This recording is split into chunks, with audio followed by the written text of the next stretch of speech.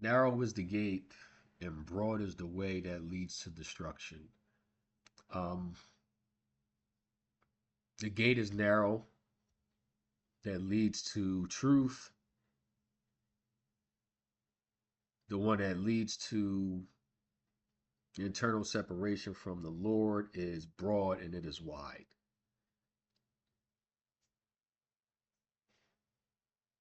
There's a reason why the path to truth, the path to heaven, the path to salvation is more difficult to enter into than the one that leads to eternal separation from God, otherwise known as hell. We're going to explore everything that makes the narrow way, the narrow path, difficult. And realizing that, we'll understand why the wide path, the broad that leads to destruction, is much easier. Why it's so much easier a path to take, and most will take, that will lead them away from God for eternity. This is going to be a big lesson, and I'm just going to let you know beforehand. So, if you don't have the time to sit through the whole thing, I'm probably, for the sake of time, I'm probably going to be forced to break this up into two or possibly even three parts because this narrow gate, this lesson is going to involve three different things as we're reading in the book of Matthew. We're going to be starting in the book of Matthew at chapter 7, verse 12, and then we'll read 12 through 20 and then 24 to 29. So in reading this, it'll give us a great understanding of why the narrow gate is so hard for us to get through. And Jesus talks about the rain and the floods and the winds, and all this stuff is connected. And I'm calling this lesson The Narrow Gate, Truth Tested by Rain, Winds, and Floods. That's the title. That'll be the title in the description in case you ever need to circle back to it, re-listen to it, or watch it. However you're hearing this,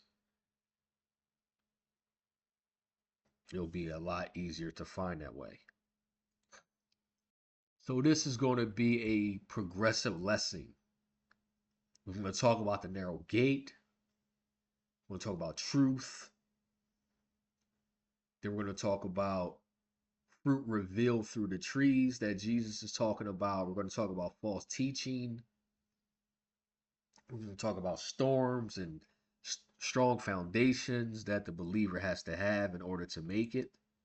So one is going to be building off of the other. So it is in a perfect order that I'm going to be going in so that this all connects and that this all makes sense. So if we start at Matthew chapter 7, verse 12, therefore, all things, whatever you desire that men should do to you, do even so to them, for this is the law and the prophets. In other words, to simplify this, whatever you desire that men should do to you, you do even to them.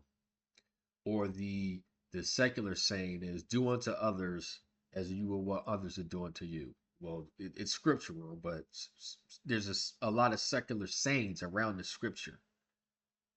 Treat people how you want to be treated. There you go. That's the one. Whatever you desire that men should do to you, do even so to them, for this is the law and the prophets. So treat others, treat other people how you would want them to treat you. If this one rule was actually exercised by everyone, then the wickedness and the evilness that we actually see in the world would collapse. It will fall on itself. I don't want someone to violate my marriage, so I won't violate theirs. I don't want someone to steal from me, take something of mine that doesn't belong to them, so I won't steal anything from them. I won't take something of theirs that doesn't belong to me. I don't want to suffer injustice, so I won't commit an injustice against someone else. If everyone practiced this law, this rule, in the Old Testament, this was called the golden rule of the prophets, or the Savior's golden rule. If everyone was to practice this, the wickedness, the sin that we're seeing committed on a day-to-day basis would cease to exist. Go in through the narrow gate, for wide is the gate, and broad is the way that leads to destruction, and many there are who go in through it. Now, if you go over to the King James Version, you'll see it says, it uses the word straight. Now, I bounce back and forth. I read the King James, but I like to go back and forth between the King James, New King James, Modern King James, but it's always the King James version of the Bible. And if you have been listening to my channel, however you're doing it, whether it's YouTube or through a podcast, then you'll know that the King James version of the Bible is the Bible, the version that I stick to. I know a lot of people like the NIV, and that's fine, but understand that different Bible translations don't translate perfectly, so you can miss something that's important. And in Matthew 7:13, there is something that you can miss if you just stick to one translation. If you go to the King James, it says, "Enter ye in at the straight gate." And it uses the word straight, Straight, not Straight, which is the more familiar English term of straight.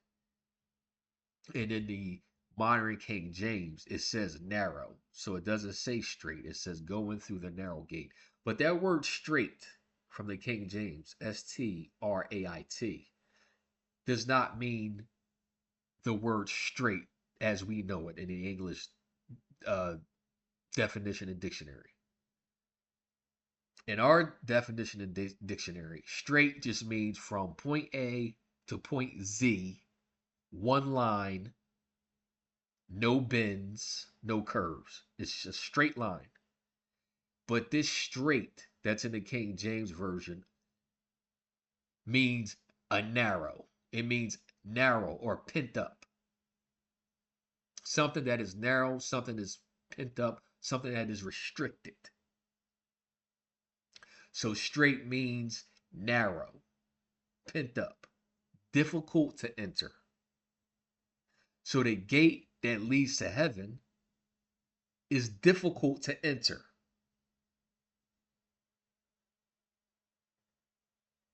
This is important. It's narrow. It's constricting. It's hard to get through. It's hard to fit through. It's not wide.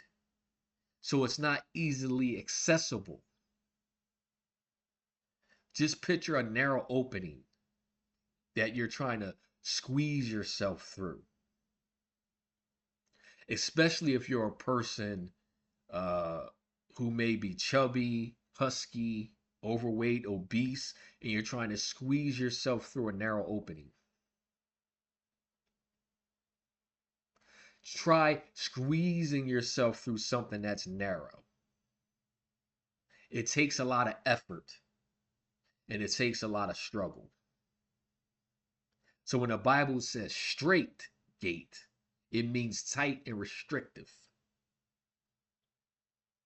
Because of the difficulty of it, because of the struggle and the effort that it takes, most people will take the wide gate.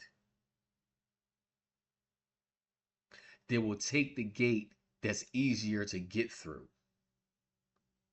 Even when that road even when that road leads to the gate that will lead them away from God. Am I making sense to everyone? I don't have to do a lot of struggling to try and fit through this gate. I don't have to do a lot of suffering. I don't have to do a lot of sacrificing.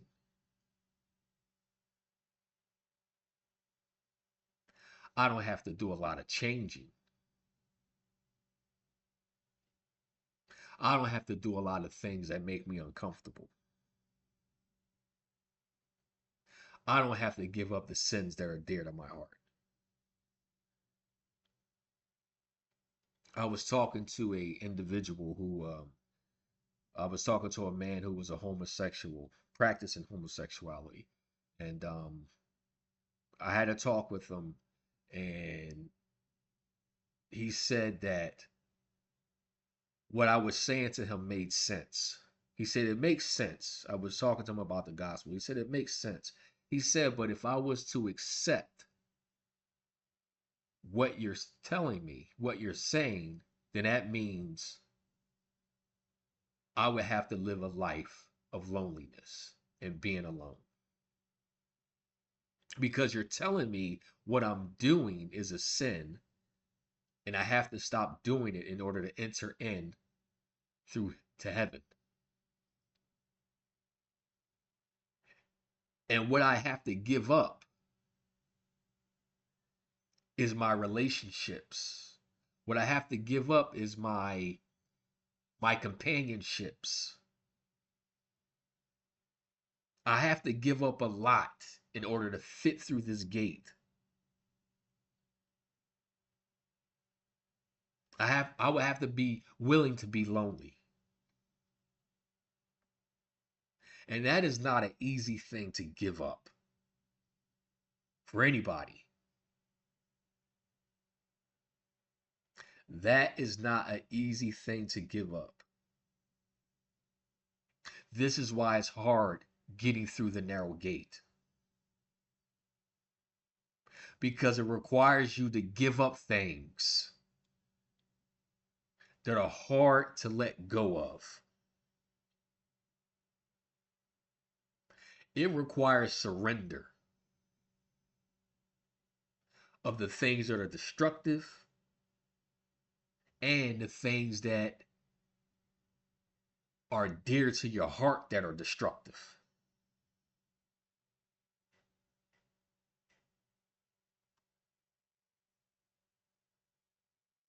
So it's narrow, it's straight, it's restrictive.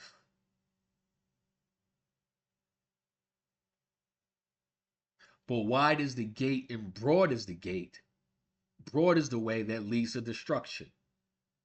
And many there are who go in through it. Most people will go through that.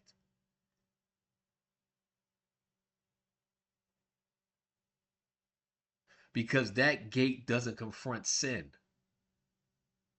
That gate doesn't require repentance. Because narrow is the gate and constricted is the way which leads to life. And there are few who find it. There are few who find that way. There are few who are able to enter in through that gate. Because the truth requires contortion. Go back to the example I used of trying to fit through a narrow gate. The struggle. You have to contort your body and twist it in order to fit through it. That's what the truth requires. It requires us to contort our lives, the things that are comfortable to us, the things that are easy for us, the things that we desire. It requires us to literally change our lifestyle. Truth requires contortion and struggle. Falsehood requires comfort. Few find or are able to fit through the narrow gate because they're unwilling to struggle.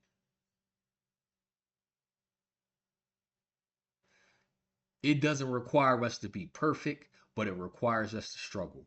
That means the things that we need to put away, we need to struggle to put them away and not give in to them and live a lifestyle that we're not supposed to be living. Beware of false prophets. So we see a shift here.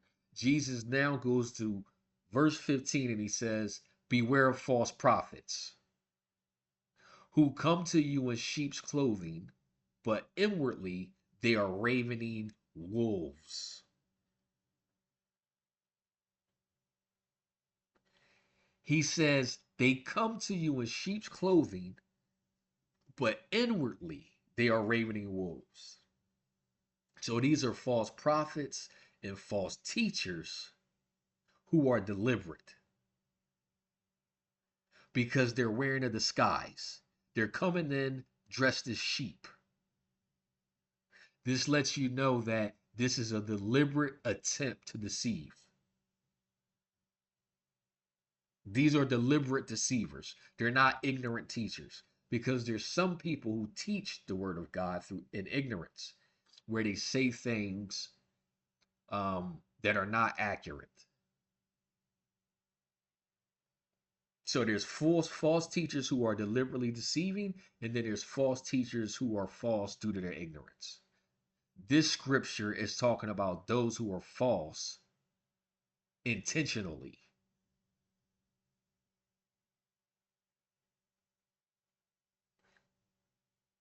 The Bible becomes their hustle, meaning the Bible becomes a tool for them to use in order for them to achieve the lustful desires of their hearts.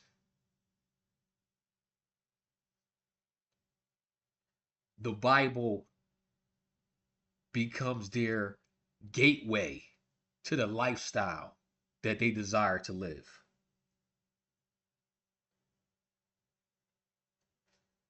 Because the scripture describes them as ravening wolves on the inside.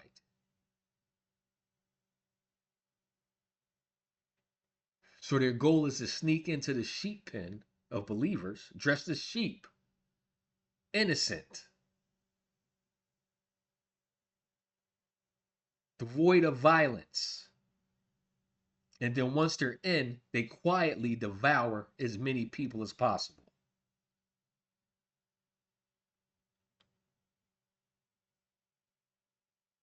So ravenous wolves are not confused. They're not ignorant. They're calculating. They're very calculating. You shall know them by their fruits. Do men gather grapes from thorns or figs or thistles? Now, this can be very confusing if we're not careful. And if you just read it on its surface, it can be very confusing because Jesus is saying, you shall know them by their fruits. Well, what are fruits? This is what needs to be established first because we all know there's a lot of false teachers and false prophets today who are exhibiting fruit. We've seen so many churches in the past, the very near present, and even today. There are churches that are collapsing every day. I think the biggest collapse, recent collapse anyway, was Hillsong Church. And if you look at Hillsong Church, that church was extremely fruitful. They were extremely prosperous. They had multiple campuses, big, huge, beautiful buildings. They had millions of followers. They had music, videos. They were all over the place. They were coined the ministry of the celebrities. In fact, that's what they called their pastor. He was the pastor to the celebrities. He was as famous as celebrities. In fact, he was a celebrity. And he hung out with some of the most privileged people in Hollywood. And whenever you see these types of things, you also know that they had a lot of money. So we know that false teachers and false prophets prosper. We see it. Buildings, money, yachts, private planes, big houses. And I said houses is in plural because there's always more than one. Expensive clothing, jewelry, you name it, the whole nine. So Jesus says, you shall know them by their fruits. Well, if the fruits you're talking about, Jesus, are all the things I just named, then that would eliminate a lot of the churches today, especially the mega churches, like Hillsong, for example, because they have a lot of fruit. They have millions of followers. So this can't be the fruit that Jesus is talking about here.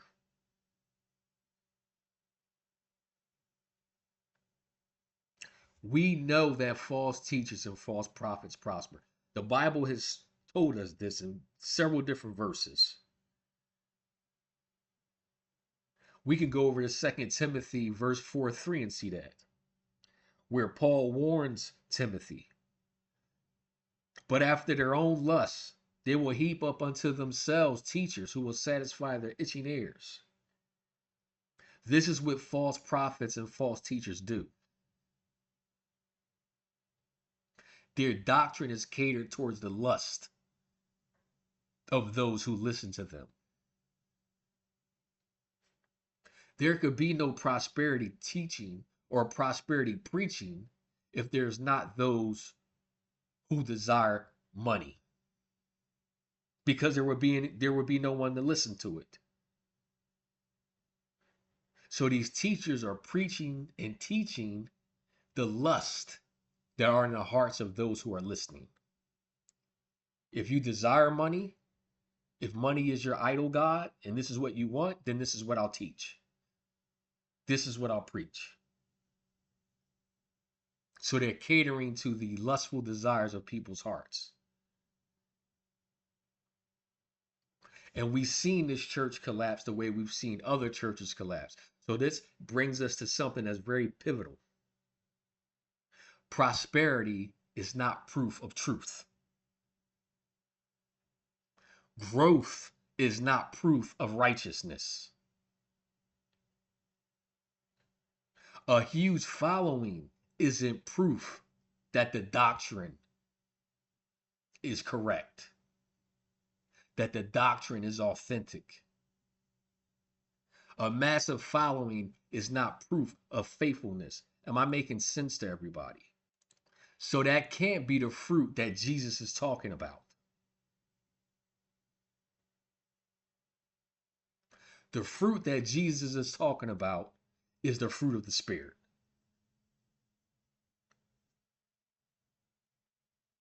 The fruits of the Spirit.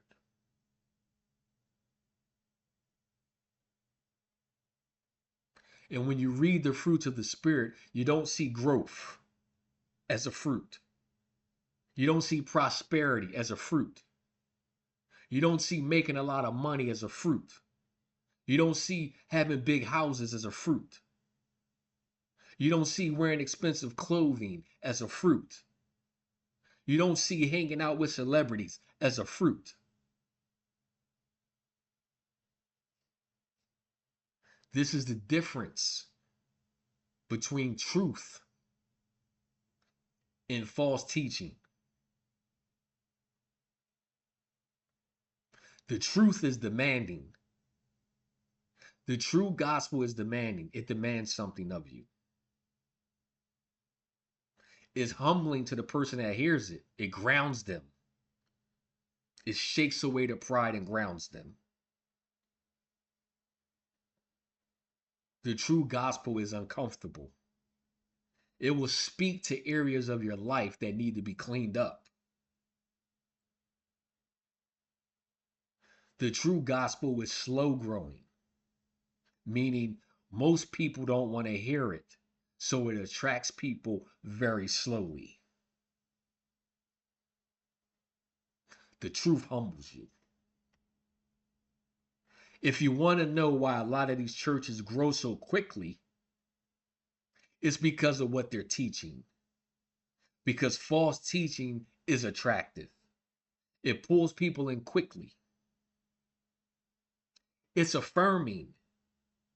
It will tell you you're doing all right, just as you are, and you're right where God wants you, leading you to a state of complacency, spiritual complacency. False teaching is empowering, makes you feel good, even though there are things in your life that you're deliberately doing, sins that need to be cleaned up, that need to be put away. And false teaching is scalable. This is why they grow so fast. This is why they can set up so many different buildings in different cities and states. The true gospel humbles you, false teaching empowers you. It empowers you without repentance. You can be empowered, though still committing sins, with immunity.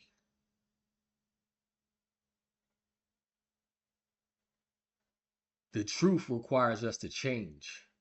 False teaching empowers people to remain the same. Am I making sense to everybody? This is how they are able to prosper. This is how they're able to grow. This answers that question you may have been asking yourself. How can these churches grow this way? How can they become so popular? How can so many people follow them? It's because false teaching and false doctrine is attractive. It doesn't require anyone to change. It doesn't require sacrifice. It is the broad way and not the narrow gate. You can do whatever you want, be whatever you want to be, say whatever you want to say, and it's all right with me. That's what false teaching does. So it's no wonder that it's attractive to most people. Then we move down to Matthew verse 17.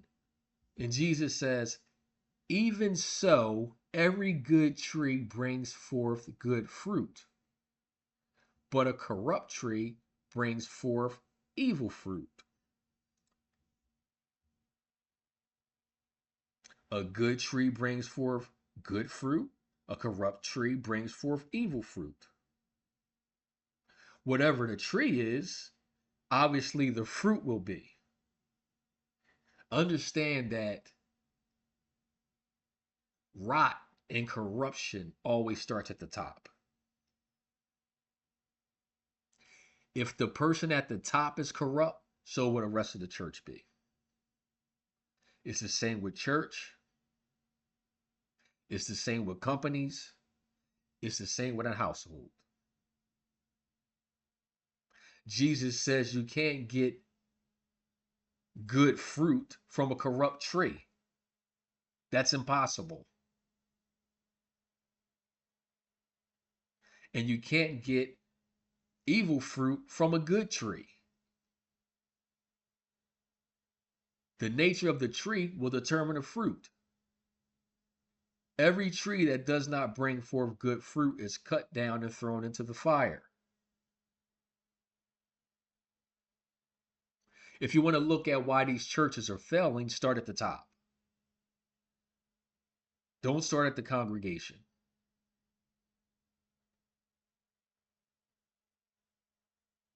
The congregation will go as the leader leads. They become the fruit of who's ever in charge of the church, whether it be the pastor, the bishop, who's ever in charge. The congregation becomes their fruit.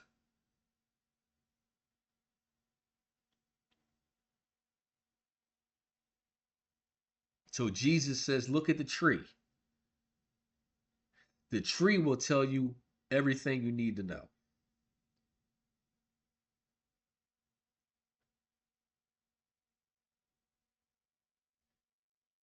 Therefore, by their fruits you shall know them. We know that these fruits are not the prosperity. It's not the money. It's not the following. It's not the expensive clothing. It's not the jets. It's not the houses. Jesus is talking about real fruit that grows from spiritual trees, spiritual fruit. Faithfulness when it costs something. Obedience without applause. Able to be humble under correction. You can't humble these individuals who preach false doctrines. They're unable to, they don't have the ability to be humble because they can't be corrected. This is why they continue in it. Those who do it deliberately, who are deceiving, aren't interested in being corrected. Those who are doing it out of ignorance are hard to correct because humility is absent.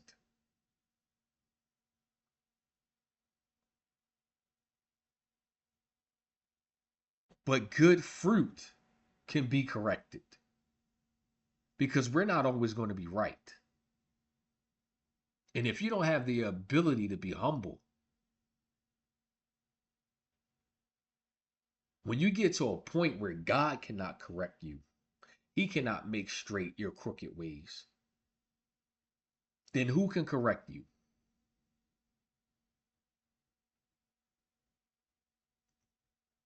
Faithfulness when it costs something. This is a big one. Because if you listen to most mega churches when they preach their message, it's always a message of safety. What I mean by that, it is a message that doesn't offend. When you listen to their messages, it doesn't offend. It empowers, it motivates, but it doesn't offend. So, whatever sins that you're committing in your life, when you listen to these messages, you don't come away with the sense of urgency or a conviction that I need to change. You could be doing anything in your life and sit and listen to their messages. It would not disturb you. It would not make you uncomfortable. It would not cause a reaction in your spirit that I need to change, that I need to stop doing what I'm doing, that I need to turn away from some things that I'm doing. But that's what the true gospel does. These are the fruits that Jesus is talking about. You can read them in Galatians 5. Love, joy, peace, patience, kindness, faithfulness, self-control, gentleness. Then we go down to 24 and we see Jesus switches again. Now he's taking them in another direction. Though all three of these things, the gate, the false teachings, and now he's going to talk about the rain and the floods. Three different subject matters, all pointing to the same thing. Therefore, whoever hears these sayings of mine and does them, I will liken him to a wise man who built his house on a rock.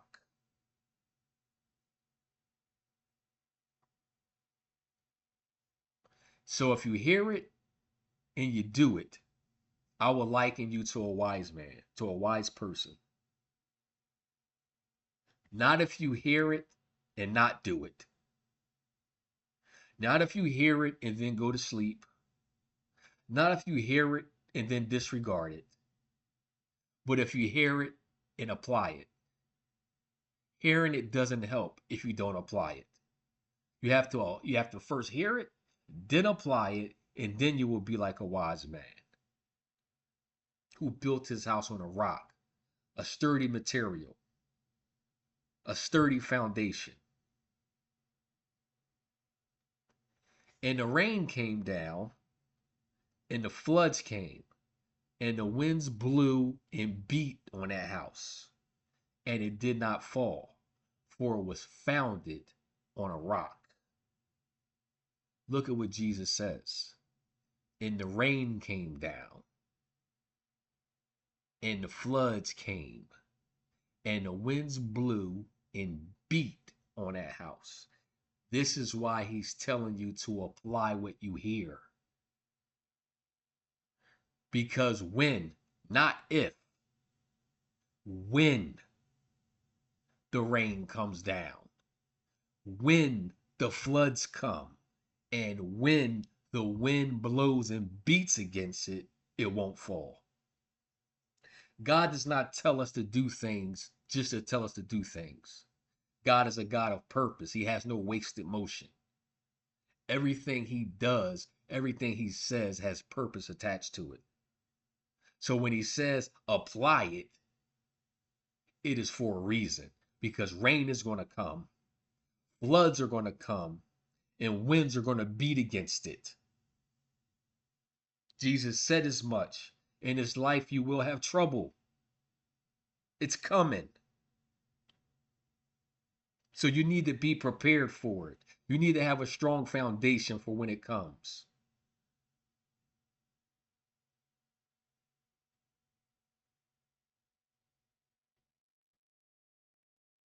So he says, first is going to come the rain. Look at the order in which God does this. It's not an accident. First is going to come the rain.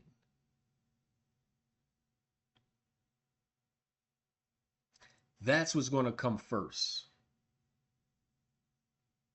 And the rain is going to expose any leaks that you have in the house.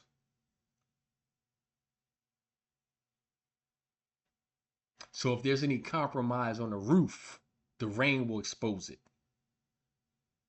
If there's any weakness on the sides, the rain will expose it. That's what the storms of life does. They expose things in our life. They expose where our faith is and where our faith is not, where our faith is strong and where our faith is weak or failing or wavering.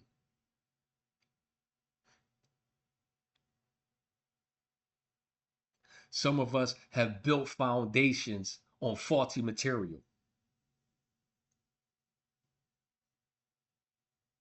like the government, like the stock market. We put our faith in these things that the world tells us to put our faith in, but these things fail all the time. We're told to save money, invest it, and I'm not against saving and investing. You should be prudent with your money, but look what happened in 2008 when the economy crashed. Millions of people who did the right thing, according to what you should do with your money, lost everything. And those who didn't, well, then fast forward, we had COVID that collapsed our economy again. So anyone who put their faith in these things came away heartbroken.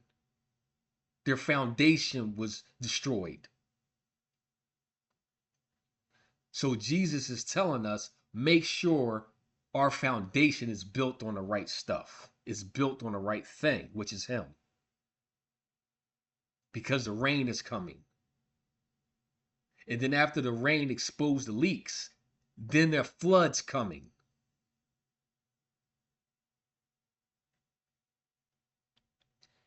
And the flood is going to be a lot worse than the rain. The flood is going to weaken the foundation. So the rain will expose leaks. The floods are going to weaken your foundation.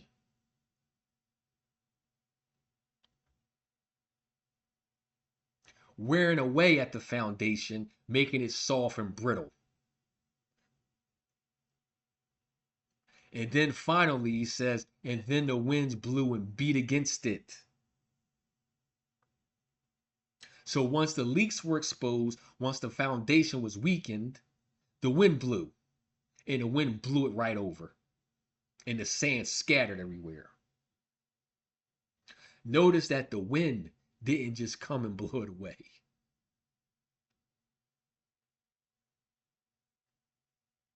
First, leaks were exposed. Then the foundation was gradually weakened by the floods.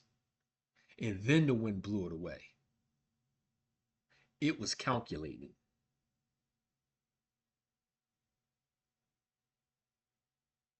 So the wind doesn't destroy the house instantly. The rain and the floods reveal what was weak. We can see this in marriages today with such a high divorce rate. First comes the rain. There's a problem in the marriage. They're not communicating or they're talking past one another. Then the floods come. This is friends and family members getting in the ear of the spouses. You can do better than that. You can do better than him. You shouldn't accept that.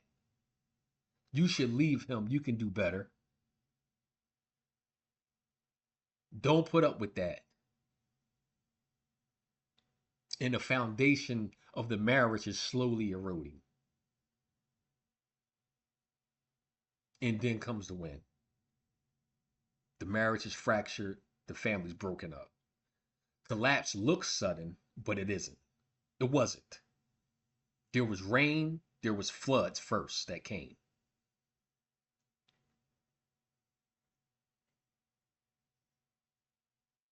It may look sudden, but it was gradual in its collapse.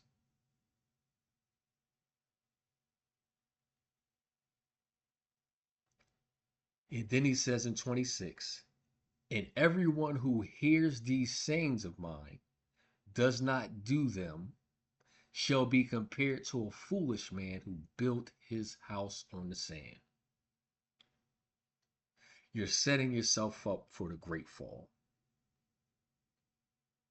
There are so many people in the body of Christ who are divorced because of this very exact thing that Jesus is talking about. They didn't have a sturdy foundation. If Jesus isn't your foundation, it will fall. Your house will fall. Because there will always be something that comes up against it, checking for leaks, checking for cracks.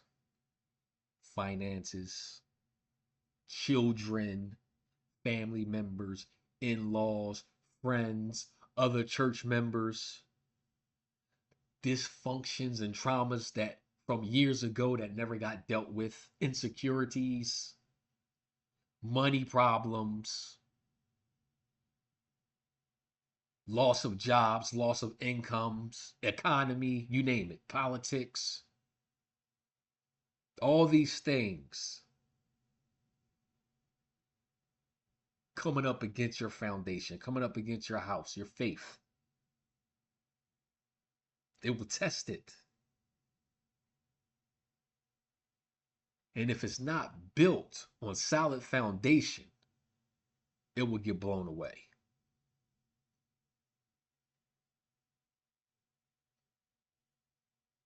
Then Jesus says in 28, and it happened when Jesus had ended these sayings that the people were astonished at his doctrine. For he taught them as one having authority and not as the scribes. They were astonished when he was finished. Because Jesus just didn't recite scripture. He explained it. The scribes didn't do that. When Jesus taught, he taught as one who knew the scriptures intimately and was able to explain it versus the scribes who would just get up there and regurgitate whatever was written down in front of them with no explanation, just babbling. But Jesus was different. He spoke as one who knew the scripture because he is the scripture. He didn't speak with the repetition without understanding.